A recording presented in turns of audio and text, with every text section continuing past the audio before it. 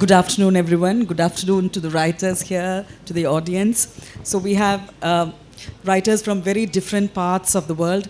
We have Yvonne from Kenya, you have Rochelle from India, and Colum from Ireland. So, and we have to talk about the writers and their worlds, which is the entire world itself, I guess. So when we talk about creative writing, as a reader, I feel that it is an interaction between the writer's experience and the writer's imagination. So there's a question of history, culture, language, as well as technology, because now you can't think about the world without technology.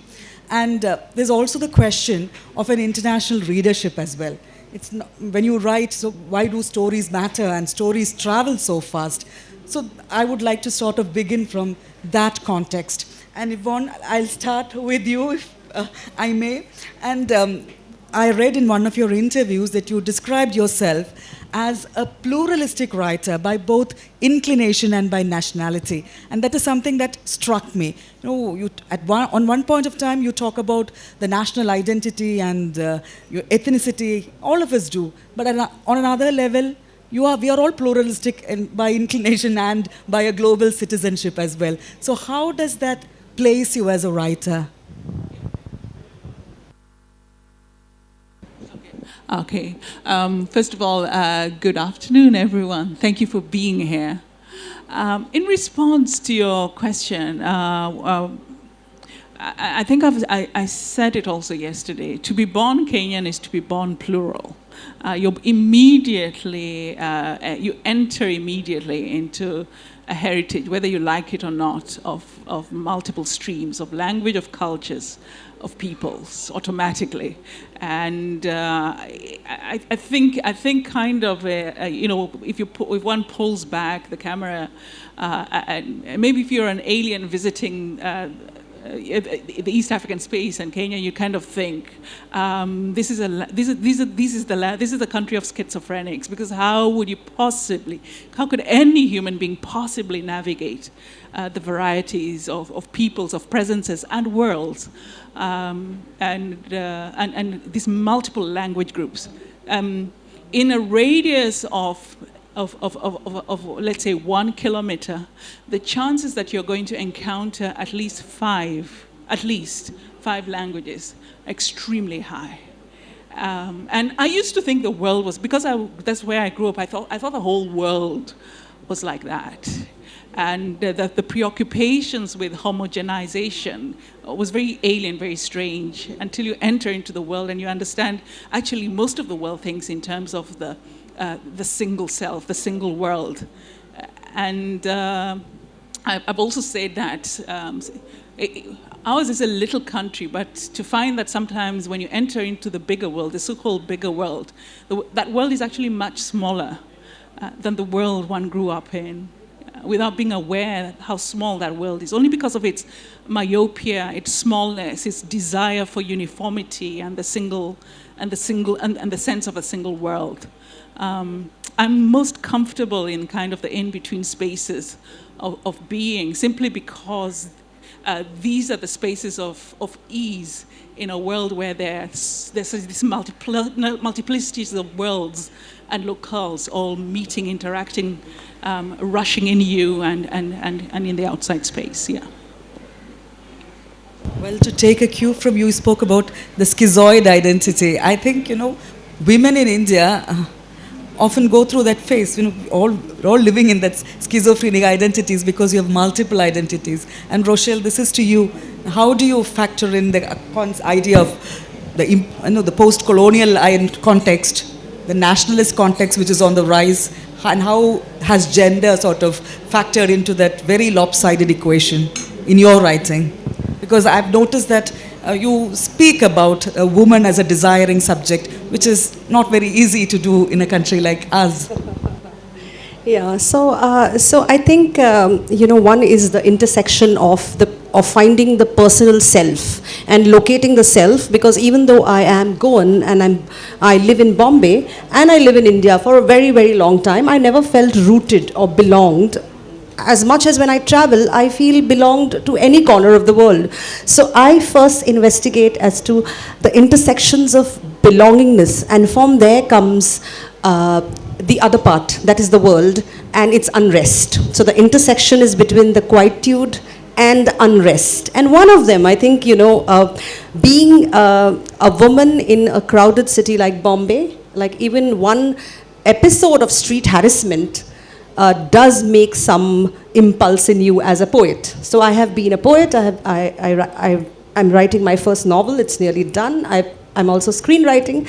So while I hop forms, different impulses and stimuli give rise to different provocations, and I find that sexuality is something that you cannot deny in India, because it's the land of the Kama Sutra, but it's also the land of rising sexual violence every single day, whether you like to see it or not. So yes, a lot of that filters into poetry, both in terms of rage and sarcasm, and then in stories. In fact, in one of the short stories called Arithmetic of Breasts, the first one in my book, you will never know that there is street harassment, because the trigger is that. But it's an ode to the anatomy of the woman. And no one gets it, so they are like, why is there so much of anatomy? And I'm like, because I have experienced anatomical attacks and seen that, but it has become a different tone altogether, so it's refracted. So, and the female body is supposed to be the repository of all shame.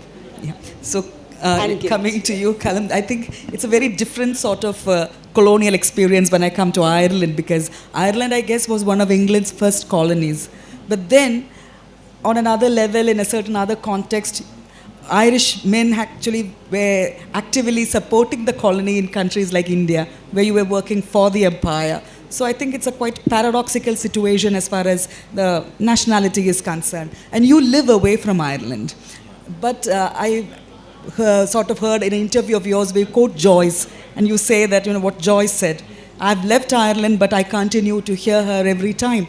And in two of your novels, I think one deals with the Israel-Palestine conflict, but Ireland is very much a presence there.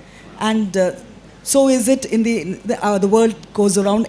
I think in that novel also, Ireland is a very, very strong presence. So I think the space, the nationalism, the context has been a very lasting influence on your creative writing. Could you just talk about it? Absolutely, thank you.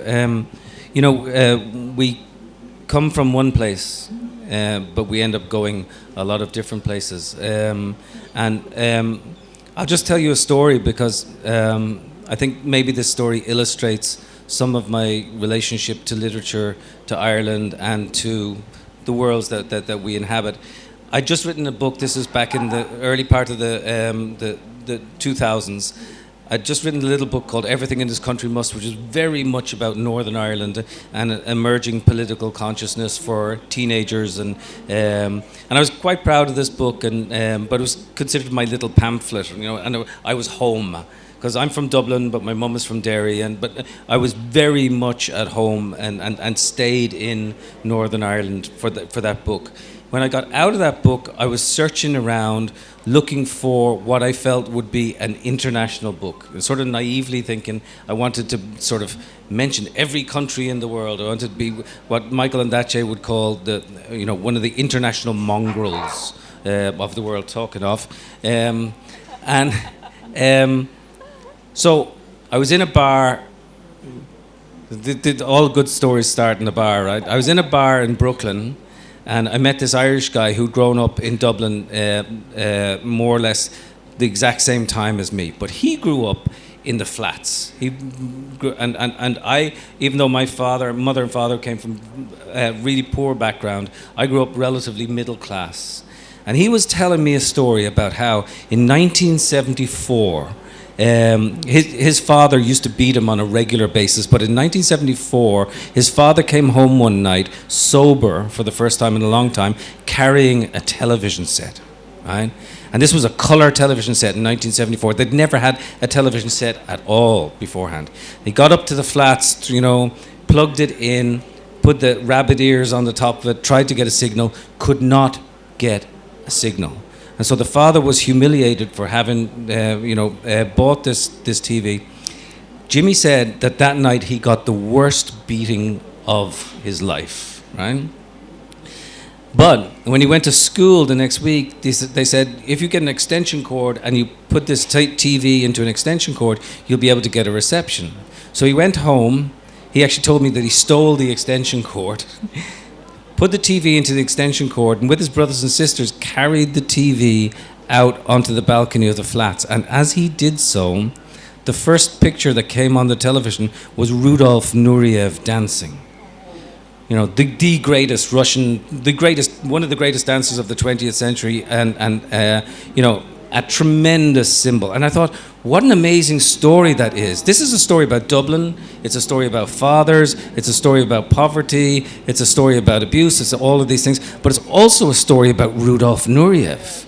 So can I actually go in and write an accidental biography of Rudolf Nureyev by using stories that take place in various places around the world? And can I, you know, get access to that? And so I ended up writing this novel, which is called Dancer. In many ways, it's not so much about Rudolf Nureyev as about those small anonymous corners that we go into as writers. And when we go into those supposedly anonymous corners, that's where you find some of the deepest echoes. And look, I knew nothing about dance. I'm Irish. I can't dance. Right? We dance from the waist down. That's about it. But you know, I got into that world, and I had to do a lot of research and a lot of travel and go lots of places in order to build from my world into another world. That leads me to my next question about a novel of yours, A Paragon, if I'm not pronouncing it wrongly. You talk about the Israel-Palestine conflict. You begin with the love two fathers have for their daughters. At the same time, you also talk about, in an interview, you've said, you know, I actually saw this in Ireland, where you have two sets of council flats. That was very interesting, because you have actually transported this feeling of division into a different space altogether, and the division still exists there. It's not just in these countries that this split or division or violence exists. It has been transported to another space, and I found that quite interesting. Would you please, I mean, I'm sure the audience also will be interested to know more about it. Well, I suppose in one sense, one story is all stories, and this is my most recent novel. It's called A Paragon. It's about two fathers, one from the West Bank, one from Israel, who lose their daughters in separate incidents and use the force of their grief then to tell the stories to keep their daughters alive as they move through the world. But one of the things that you know, happened for me was that, you know, I remember growing up in Dublin, being 6, 7 years old, having to go up to Northern Ireland, where my mum comes from, passing through checkpoints, the soldiers getting on the bus, you know, the post boxes going from green to red, and not understanding any of this. I mean, it's like, Mum, what is going on? Why are we going into a different country when it's still our country? And so these issues, and certainly here you know all about these issues. These issues translate in so many different places that, you know, I was really scared to write a novel about two real men, but to write a novel about Israel and Palestine. But so much of what I had learned in Ireland helped me negotiate some of that space. And yes, there are housing estates in Northern Ireland where the loyalist or unionist or pro-British housing estate will fly the Union, or not the Union Jack, will fly the Star of David, and the Irish Republican, you know, estates will fly the Palestinian flag, and it's really extraordinary. And in fact, just a little weird thing, Northern Ireland is the place where the second most number of Stars of David actually get bought in the world, after Israel, before New York or America. And it's really interesting that sort of conflict becomes a cipher for other conflicts. And I suppose as writers, what we want to do is go in and find out how we can translate our homegrown experience perhaps into a world experience or an international experience. Yes, and that was my next question to you, Yvonne, from the local to the international. And I guess we talk about technology, we do need to talk about globalization as well. And again, I quote from one of your interviews, which I found quite interesting. You said, I trade, therefore I am. Which is so true. And you said that, human lives have a sort of commodity value attached to them. But not all lives matter, do they? And I'm sure that has quite explicitly come out in the fiction that you write. So can we talk about that, I trade, therefore I am? I trade, okay. Was I being clever at that time? I don't know. I think, I wonder, maybe it was a word of the time, but I trade, therefore I am. Maybe it's about exchange. Yeah, it's about exchange. It's about becoming a commodity in the markets. Yes, yeah. So how what do you call it?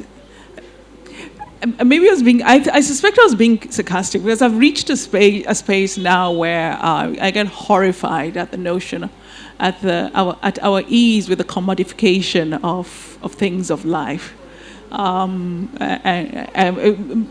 Primarily because this commodification has led us into the cusp of the abyss where we find ourselves now.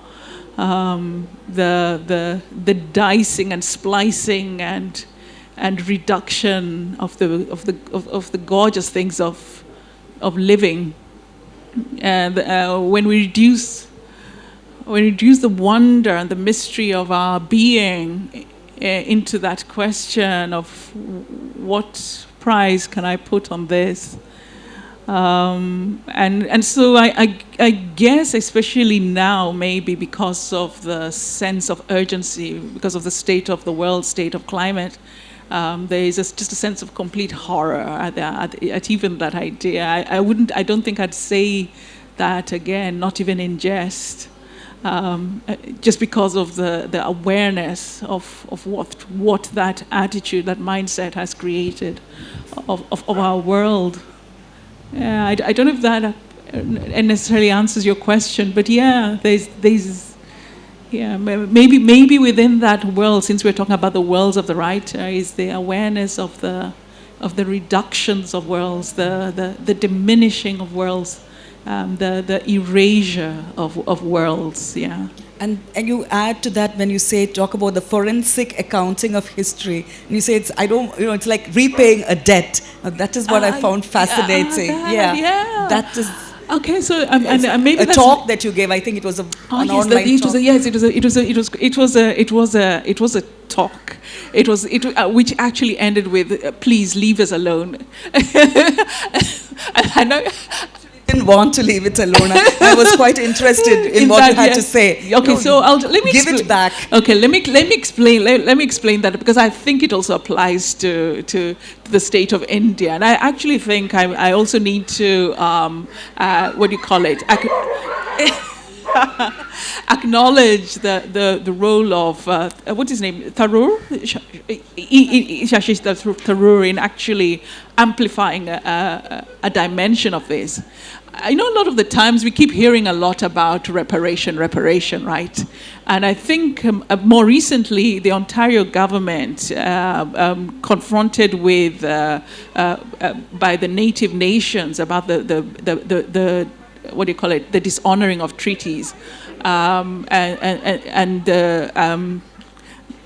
the indigenous nations had asked for reparations of outstanding dues. But the Ontario government's argument is that there's nothing they owe the indigenous nations because they have a bill around extraction of resources, the setting up of roads and infrastructure. Basically, the implication that the presence of these predatory peoples has been partly a lot of the the reading of the subtext, that the civilizational impetus. This is the bill. Everything has been paid for. So, quite simply, the assumption that the invaded nations, invaded territories ought to be grateful for whatever things that have been received. My assumption is saying, okay, look, we're not asking for. I know it's a trend to ask for reparation, but I'm not asking. I'm saying let's not look at reparations. Let's look at, and since everybody says, capitalism, let's look, book of accounts. I said, let's treat this as a kind of outstanding accounts. Let's employ forensic accountants to do a 400 assessment of goods received without being paid for, of benefits derived from stolen properties from all over the world. All the museums and collections, those are also crime scenes, so the evidence is already in place. A lot of the banks that were established during the age of atrocity that others call colonialism, the colonial period, still have the records from those particular dates of goods that left the so-called colonies into the mother country. Cities that were built, Brussels was built on the back of the Congo. The records are there. So I know there's a whole mythology around development aid. And of course, it spawned an entire, not just an industry. Castles have been built on the back of the performance of development aid. And these are pittances that are sent from beneficiary countries that benefited from the sale of stolen goods. But they do not actually cover even a tenth of actually what is properly owed to nations and peoples from which items and goods had been taken. We talk about, what do you call them? Dutch diamonds. The diamonds are not from Holland. We talk about Italian coffee. Coffee is not from Italy. So of course, there are issues of intellectual property, theft. There are issues of trademarks. There are issues of royalties due. So that was simply my point. It's business, and everybody talks about fairness, et cetera, et cetera. That's what fair trade actually is. Rochelle, now coming back to the world of imagination, we've talked about the outside world. Now to come deep into the world of imagination, how does a book begin for you?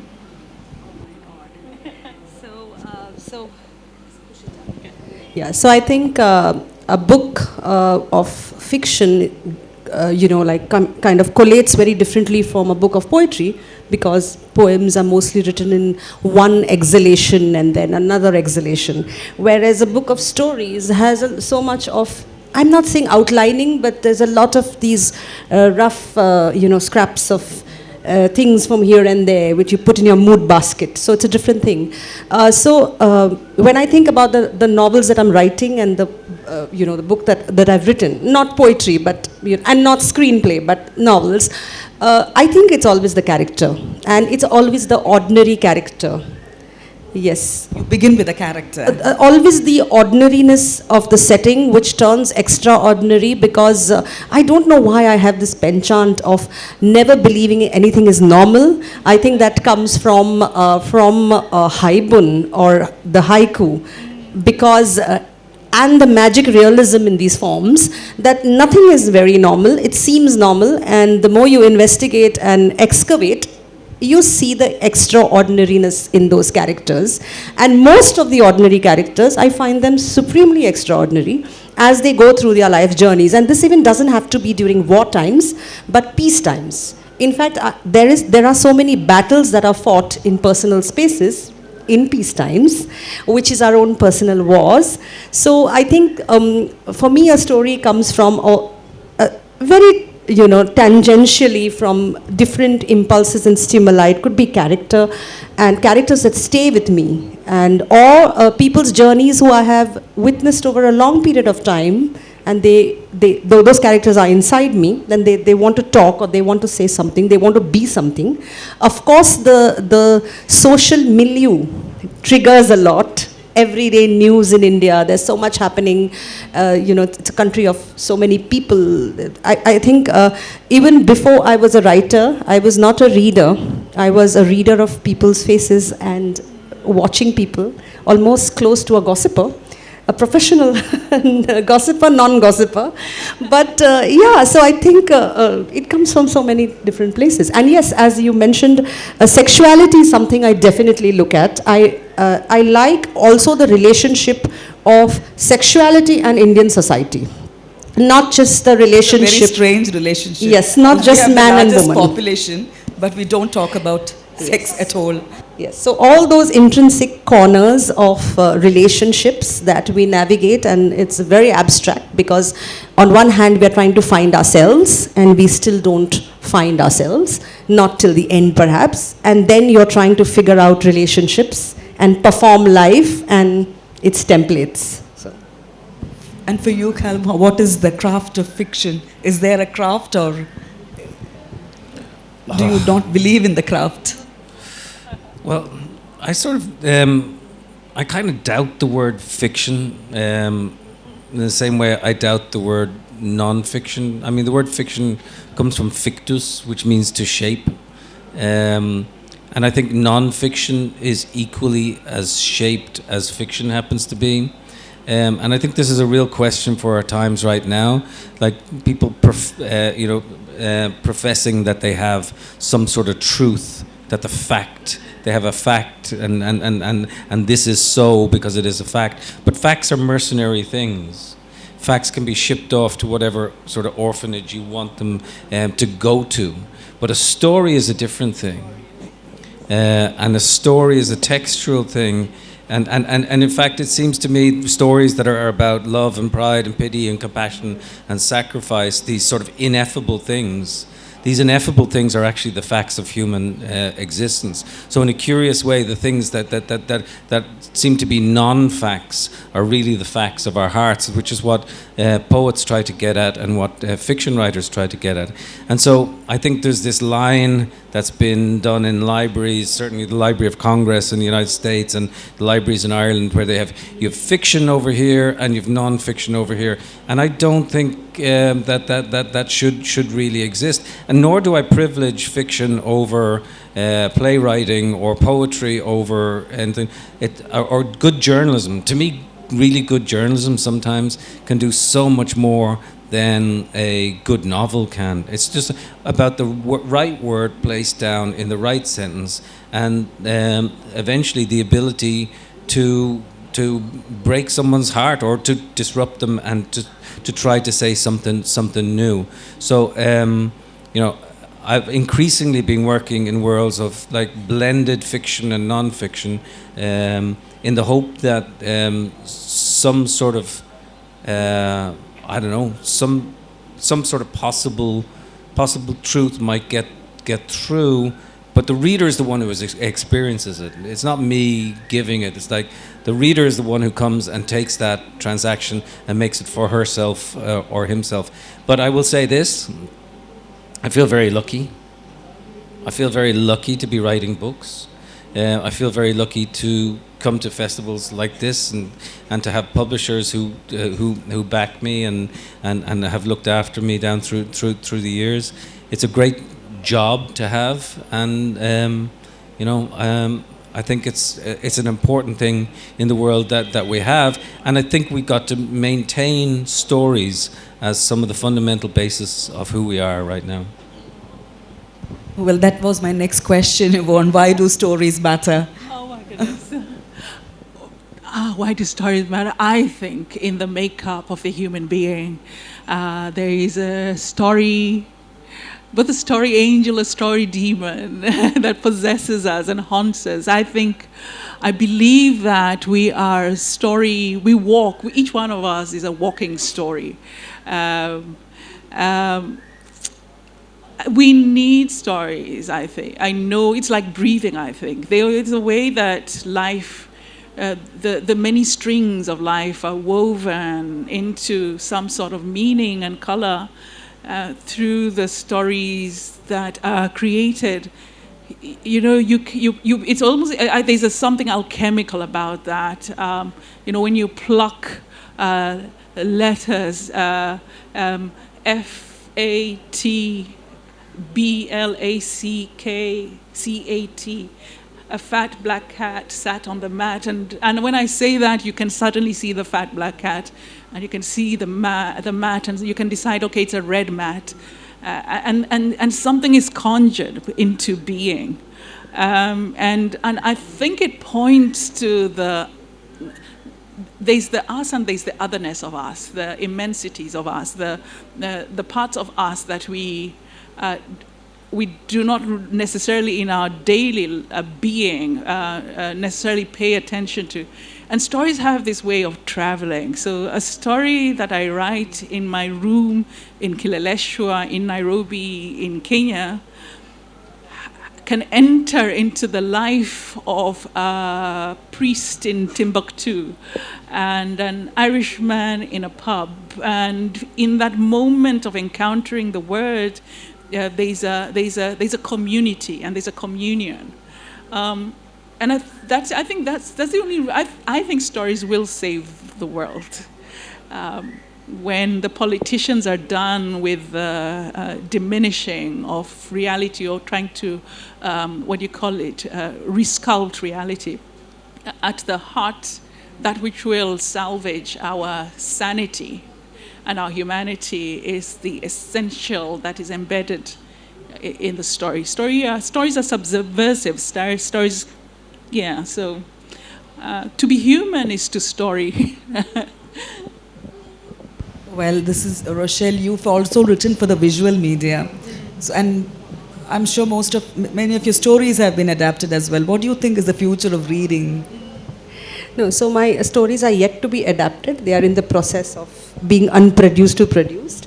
But you said the future of reading. I think it's very strong, even though the trade pundits will say the book is dying, the poet is dying, novels are dying, we are dying, but actually we are all living and we are thriving actually. I think the future of reading is only because more and more as the world gets into flux and conflict, everybody would be searching for solace. And besides water, you will search for solace and sense. And you will find sense through various ways. You will find them through nonfiction, journalism, all kinds of things. But eventually, there's something about poetry or stories that allows you to palate poison. Yeah? You can even consume poison if it's told in a story. There is something called karumi in the Japanese writing, wherein you use subtlety to talk about grief and death. And you don't talk about it in very heavy tones, but actually very light tones. So you almost detach as a writer, but for the reader it also brings home a certain centeredness. And I think what we are searching for even after the pandemic, but I saw this during the pandemic, that, Netflix became an island. And we mutated then as an audience, as readers mutated, because they were the same people who watched streaming stations. But that mutation is fine, because what is the power of story? There were so many people who said different things, and I kept thinking about them. Is it catharsis? Yes, it is catharsis. It's on a weekday or a week or a daily catharsis. But when they say it's about transformation, yes, I think that's closer to the armchair transformation that happens when you read a story or you watch a story. I mean, story can be consumed in whichever ways. I'm not very particular about the forms, because why not? I do the same thing as an audience. But transformation. And I came across narcotization, which then I thought, I am quite addicted to writing stories, but then that's personal. The readers, yes, or the audience, there is a sense of slow release, of searching for sense and semblance in this world which is in constant flux. So, yes, we are addicts. Addicts to a story in whatever form it may be. Would you like to add to that? I think that was beautifully said. I mean, the idea that the stories are what we take with us, and I said yesterday that death will take away a lot of things from us, but it will not take away our stories, and so they're the fundamental building blocks. Everyone talks about, the scientists talk about the world being built on muons and gluons and quarks and whatever else, and of course they're correct. But really, my universe and a lot of our universe is built on stories, and stories are the atoms of who we are. And the thing is that we've got to give people a chance to tell the stories. That's the thing. And if we live in an atomized world where these stories are taken away, that's when it begins to get dangerous. Rochelle, coming back to you, when a writer from the West writes, he or she writes for an international audience, it is supposed that, the reader from India will make an effort to try and understand what they're talking about. But you are an Indian writer writing in English.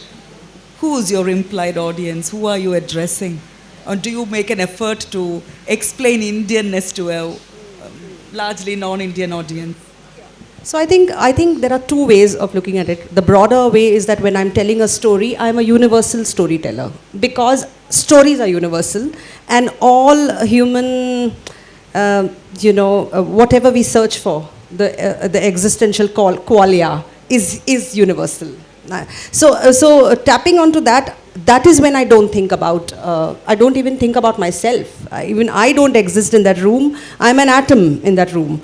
So I don't exist at all.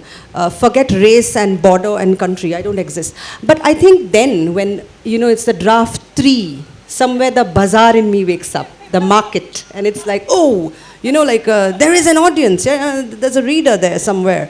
The bubble breaks, and then I do think, but sometimes I might footnote a very difficult word, but I feel just like we are educating and upping the game by knowing so much of every country, not just American, or Italian cuisine, but of every other. So I think the other parts of the world also want to know a lot about Indian or regional terms, and they would Google it up. I want them to up their game. Is that your opinion as well, Rochelle? Because you spoke about dismantling the illusion of exceptionalism that Kenya has to the world. So there's a sort of explaining that you do, right? Yes. Which maybe a Western writer may not do. I never. So my last book has 8 different languages. When I presented it to my editor, I had explained nothing, absolutely nothing, and I didn't intend to. I also sometimes just use language as the artist might use, to draw a line on a blank page. I like the look of the language, and maybe it's selfish. I don't care if the reader, if the outside reader does not necessarily understand what that language is. I don't translate, but my editor, who's kinder to the other reader, makes all sorts of, it's one of the points of our great negotiation, which words we should translate and which ones that will remain unexplained. I deliberately do not explain the Swahili or African words that I use. I don't. If I can spend time finding out where, who, I was going to be cruel, but I shall not be cruel. I shall be kind. If I can figure out where Middle Earth is, then others can possibly look in the map and figure out where Pate is. Really. So no, I don't explain, and because of my adoration of words, I sometimes like words that even I don't understand. Not for me, but when I'm reading, I love encountering words I've never met before, and words I don't understand. And sometimes, if I can't find their meaning, I take them as they are, as a point of art on a page. Yes. And can I just say, yeah, sure. This sparks in I think in all of us the idea that like stories don't actually tell you what you should, or should never really tell you what you should feel or think. It should allow you to feel, right? No, so the writer who goes in and she or he says, this is the absolute truth, is sort of essentially become a politician, and it becomes boring, But it's that writer that allows you the space to feel something, and there's something like weirdly, essentially non-violent about writing and fiction. In the sense, and I mean this in the sense, and I've never seen this actually explored intellectually, but the sense that you can feel, some of the violence that's happening to your characters. When you read a great book, and you're actually, you clump up tight, and you feel that you've actually experienced this thing, but you haven't. You come out of it not wearing the scars that other people have, and so there's an interesting relationship with the concept of both civil disobedience and non-violence that goes through the arc and art of storytelling. And I think that's something I certainly haven't recognized it as much as I have, but I've been beginning to think about it too. The act of writing as an act of non-violence, even when it confronts the very violent particulars of our society. This is a very stock question. Who are the writers who have inspired you to think this way and to sort of focus on mixing reality, blurring the boundaries, like you said, of reality and imagination? For me personally, Michael Ondaatje has always been a person for me who has blended the most extraordinary sense of this magical world and this real world. And I think of books like Coming Through Slaughter and Anil's Ghost. He's very unafraid. He goes in and he does extraordinary things with language. But I also think about people like the Irish writer Edna O'Brien, who's very close to my heart, and Toni Morrison. And then I begin to see my bookshelves, and I get freaked out by answering this question, because I'm thinking, oh my God, I'm going to give a list of people, and I'm going to leave someone out, and they're going to get pissed off at me. But I just love books. This sounds weird, but I love books that I love, and I can go back to them and taste them. And here's the thing. You get your voice from the voices of others. Nobody springs up on their own. This is what we do. We get our voice from the voice of others. Like, I can't wait to read The Mathematics of Breasts now. That's the title of the story, right? Yeah. And then my world will be changed, and it's that's part of the joy. It's also part of the joy of festivals as well, where we get to meet one another and chat with one another. Yes, Yvonne, we would like to hear about your inspirations as well. Oh my goodness. Colum, we're destined to become friends because we share a veneration of Michael Ondaatje. There are few writers in the world that I would unapologetically stalk. Michael Ondaatje is absolutely one of them. And the other one I did stalk successfully was Jose Eduardo Agualusa, The Book of Chameleon. Run into him in a friend, actually, the other writer, Taya Selassie, whose work I adore. So in many ways, they kind of share the same kind of lyrical approach, the bringing in of, summoning in of worlds through their texts.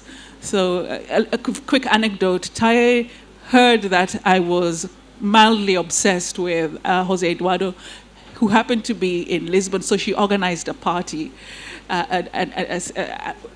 and then invited him, and then invited me.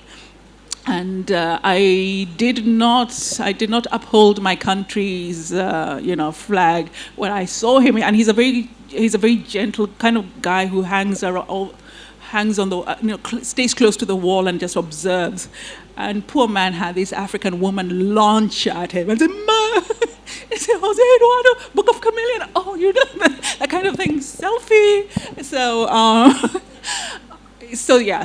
of course Jose is one of them. But and a bit like Colum, I'm thinking of my bookshelf. I'm thinking of the books I have loved, the books that have taught me. I will not pick any one of them. Tolkien is another one, Arundhati Roy is another, Rabindranath Tagore is another one I venerate, but I can't pick one of them. I am promiscuous in my book tastes. I love all of them equally and adoringly. Everything I have learned and everything I seek is from the books that I've met, the books that I will meet. But I'm also inspired by music. Before I begin a story, every story comes to me, you asked her the question, story comes to me in a very strange way through sound. It's either sound, a collection of sound, or music. So music is very important. And every time I'm stuck, I go also to, especially contemporary art museums, and art also informs my inspiration. Rochelle, I think like most Indians, we grew up on a steady diet of purely British literature, didn't we? Yeah, but I must say that I was a non-reader, so yeah. So I was a non-reader, so I understand the gravity of empty chairs, and I understand outside this festival, whoever isn't there here, I understand them, right? Because I was one of them for a very long time, because I was a commerce grad and I was not a literature student. Yes, and then I have done my MBA, but I have not been in literature. So for very long, I was not a reader. I didn't even have a worldview, actually. I worked in the corporate world, but without a worldview. Not a social worldview. I just knew the targets for the day, deadlines for the month, and performance appraisals. Very simple, with blinkers. And I did not know about genres and different forms, because I didn't come from the literature background. We only balance the balance sheet. So it was that I suddenly one day realized literary fiction after Arundhati Roy's book, and my writing was a hobby. That was the only thing at one point that became enough to be a profession. Okay, because everything seemed very template and boring. And when I took a detour into literature, so I was the late reader, so to speak, because I didn't read quality fiction. I didn't even know there was something called literary fiction or different fictions, poetry. I didn't read any of those. So today when I workshop poetry, even at Iowa when I workshop poetry, I know when somebody's stumbling with something, because they are the old me. And I'm like, don't worry, just come in, like you will all come in, just come in, because I have come in. And so my influences have been very random, and they have been very, very fast and furious, because when I became a writer, the first thing I realized is I haven't read. I don't have a worldview. I don't even know what I think about the world. And so I started from there. I started from I had to catch up a lot on my reading. So eventually, my influences are so fast and furious that what I look at is only any good piece of writing. It's like a film. You may not sometimes know the name of the director or the cinematographer, but if it's a good film, you'll know it, because there is a greed. There is an innate greed in an audience to consume good stuff. Yeah. So when I read, I just know if it's good. I'm not going to give that book up. So I may not remember the names of the writers. Of course, there were the Salman Rushdies and Arundhati Roys, but there were Jhumpa Lahiris, William Trevor, Tessa Williams. But there's so much more poets, and I just read furiously. Then I didn't look at the names. I went past the names. I just gobbled in all the good literature. Yeah, this is regarding the mentoring that you do in your workshops. Do you think that you can sort of teach creative writing, or and how far has technology to be factored into this? Yeah. The notion of creativity, when we talk about post-humanism and yes, the Anthropocene and all that, you would definitely talk about the concept of technology, because technology has sort of touched every area of our lives. Right. So I see technology, fine, that's only a medium for if you want to teach online or offline. I don't think, or maybe to Google what Basho did, okay? But I think you cannot teach creative writing in the sense that the art in a person is always there. It's the craft. So I feel when I'm teaching, whether I'm teaching global students or Indian students, or anybody for that matter, I just look if they have art. If they have enough of the reservoir of art, they can more or less get to the craft to whatever levels they want to get to. There's so many other factors. There might be talent, discipline, hard work. There is also how perseverance. I think perseverance is an art form. Yeah, it's perseverance. A lot of rewriting and chiseling. So that you can tell them, but if they have the art, if they know enough in their heart, you can perhaps Mold them. mold them. The audience, the questions are open to the audience.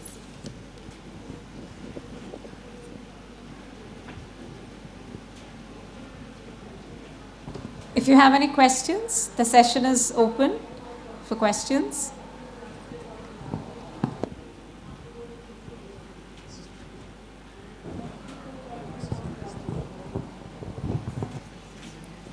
So, I mean, I just have two more questions. What are your next projects?